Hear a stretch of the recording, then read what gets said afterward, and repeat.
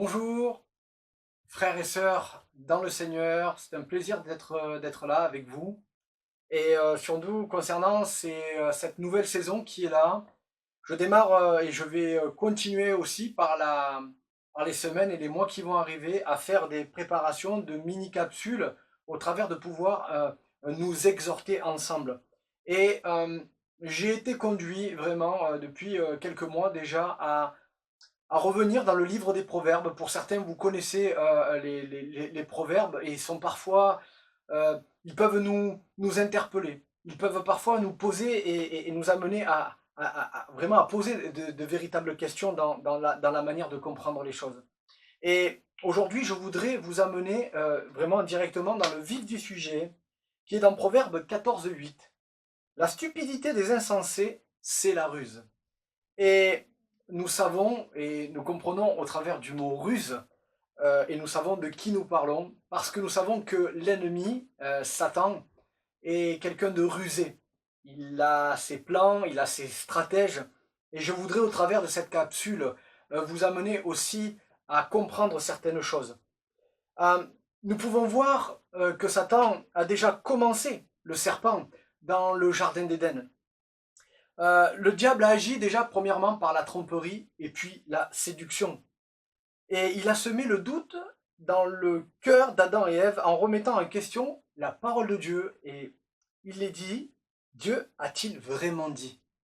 On voit déjà un plan et un stratagème que l'ennemi a déjà mis en place. Et l'une des choses qui commence à venir, c'est par les pensées. Il y a un combat qui est là, et il commence toujours par les pensées.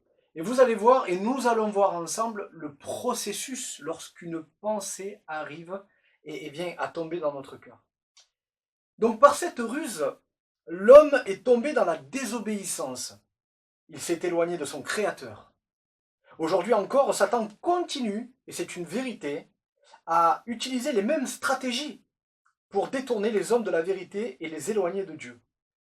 C'est vrai que en regardant ce qui s'est passé dans le Jardin d'Éden et ce qui se profile encore aujourd'hui, parce que c'est actuel, l'ennemi viendra toujours à attaquer nos pensées et à toucher notre foi. Nous verrons ça un peu plus tard, mais je crois qu'il y a un rappel, il y a quand même une prise de conscience aujourd'hui, et je crois que le Seigneur veut alerter, le Seigneur veut interpeller sur ces choses-là, et, et c'est cette stratégie que le diable est en train de continuer à œuvrer pour éloigner, détourner du chemin ou des œuvres que Dieu a préparées d'avance.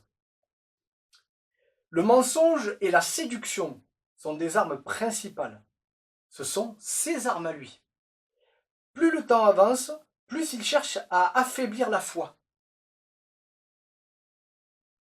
à troubler les consciences et à détourner les croyants du chemin éternel. Pourtant, la parole de Dieu nous éclaire et nous avertit et nous garde dans la vérité. On peut voir que c'est vrai, le mensonge et la séduction, c'est ce que l'ennemi met en priorité. Et c'est parce que c'est ce qu'il se complaît à faire. Nous voyons que dans la parole de Dieu, où il dit que l'ennemi ne vient que pour tuer, voler, détruire. Et son but, c'est au travers de notre foi, et nous savons qu'elle est éprouvée, et c'est pour ça que nous vivons aujourd'hui à une époque où de nombreuses séductions envahissent les cœurs. C'est vrai. Prenons des exemples qui sont concrets. Je le vois autour de moi, je le vois aussi dans mon travail, dans mes relations. Et il y a toujours des choses qui reviennent et qui sont là et qui sont verbalisées.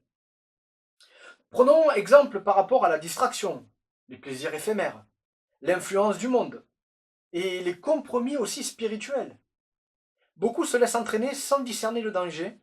Ce qui paraît inoffensif ou attirant peuvent progressivement éloigner de Dieu et refroidir la foi. Nous voyons quelques cas qui sont concrets parce que nous sommes aussi touchés dans notre foi et dans notre manière de voir les choses. Mais la distraction, par exemple, peut nous amener à que ça soit une idole. Bien sûr que je ne minimise pas, c'est juste un rappel. Bien sûr que nous pouvons jouir de toutes choses, mais il y a des choses où nous devons faire attention et ne pas trouver de compromis dans quoi que ce soit. Et nous savons que aussi, au travers de cela, on aurait pu citer beaucoup de choses, au travers de quoi nous pouvons être aussi sujets à être attachés dans ces choses du monde, peut vite devenir une gangrène dans nos vies et nous détourner véritablement et que notre foi aussi soit impactée. Aujourd'hui, je crois que c'est un appel à la vigilance. Pourquoi je parle de ça? Parce que je crois qu'aujourd'hui, et je le constate, beaucoup se détournent, beaucoup mélangent beaucoup de choses, et cela peut nous éloigner aussi de cette crainte de Dieu. Et cette crainte de Dieu peut disparaître peu à peu dans notre société. Nous pouvons voir aussi qu'il y a un danger par rapport à cela. Le péché devient banal. La conscience s'endort et plusieurs vivent comme si le jugement n'existait pas. Pourtant, l'amour de Dieu nous appelle encore à revenir à lui avant qu'il ne soit trop tard. Je crois que c'est important. Nous devons faire parfois une introspection de nous-mêmes et poser les bonnes questions. Seigneur, suis-je encore sur la bonne voie? Et je crois que c'est important parce que nous savons que notre foi est éprouvée, mais là on parle de la crainte de Dieu, la crainte souveraine de Dieu. Alors, vraiment, moi je vous encourage aujourd'hui à faire attention à quoi vous avez part ou au travers des compromis que vous faites. Ne nous laissons donc pas séduire par les illusions du monde. Restons fermes dans la foi, attachés à la vérité et surtout attachés à cette vérité qui est la parole de Dieu. Veillons, prions et marchons dans la lumière. La Bible dit que nous sommes la lumière du monde et le sel de la terre. Nous devons être ces témoins fidèles et aussi des sentinelles pour les générations. Frères et sœurs, je crois qu'il y a, c'est vrai, un temps pour toute chose. Mais plus que ça, il y a un temps à revenir à la source principale, qui est le Saint-Esprit, la présence de Dieu. Et je crois que peut-être que pour plusieurs, vous êtes dans des temps où vous traversez des situations où vous êtes dans un combat permanent au travers de vos pensées, de vos émotions. Et ce combat est en train de vous user, de vous fatiguer et vous porter comme un lourd fardeau. Je voudrais vous adresser vraiment ce message en vous encourageant à plier le genou. L'homme peut faire certes des choses, il a sa force, il a son caractère, et il peut manifester cette force. Mais jusqu'à quand va-t-il tenir? Jusqu'à quand vas-tu tenir?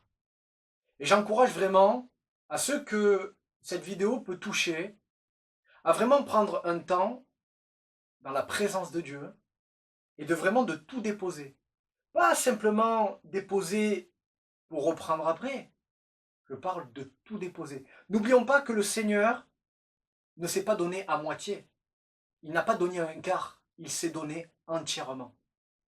Et je crois que pour certains, ceux qui sont liés dans les pensées, dans les distractions, dans toute forme de choses qui les empêchent d'avancer dans leur vie spirituelle, je t'encourage, je vous encourage à vraiment prendre ce temps parce que ce temps est nécessaire. Parce que je crois que, oui, chacun et chacune peut recevoir une restauration et une guérison instantanément. C'est alors que lorsque Jésus s'est donné entièrement dans l'obéissance et dans la crainte, il y avait ces bénédictions et ces bénédictions sont là aussi pour nous. Donc, ne nous privons pas. Allons dans la présence de Dieu, allons prendre cette grâce et avancer avec puissance, vérité et justice. Je vous dis à très bientôt pour une seconde capsule. Nous allons avancer progressivement et nous allons laisser vraiment le temps que le Seigneur vienne parler à notre cœur et il vienne aussi nous encourager pour les temps qui arrivent. Soyez richement bénis.